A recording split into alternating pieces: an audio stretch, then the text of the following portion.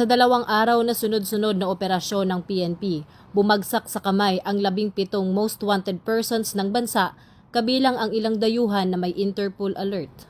Nagkaisa ang mga unit mula Luzon hanggang Mindanao, CIDG, SAF at iba pang regional offices para sa malawakang operasyon. 12 ang nahuli sa unang araw, 5 pa ang nasa kote kinabukasan. Ang mga kaso nito ay murder, multiple attempted murder, rape, illegal drugs, serious illegal detention at economic crimes. Bukod dito, nabuwag din ang sindikatong dayuhan sa cyber gambling at nakumpiska ang bulto ng mga peking produkto.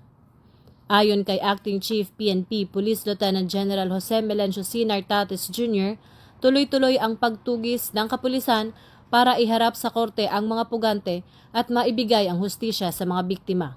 Panawagan ng PNP sa publiko, manatiling mapagmatsyag at makipagtulungan sa mga otoridad dahil mas mabilis ang hustisya kung nagkakaisa ang pulis at komunidad.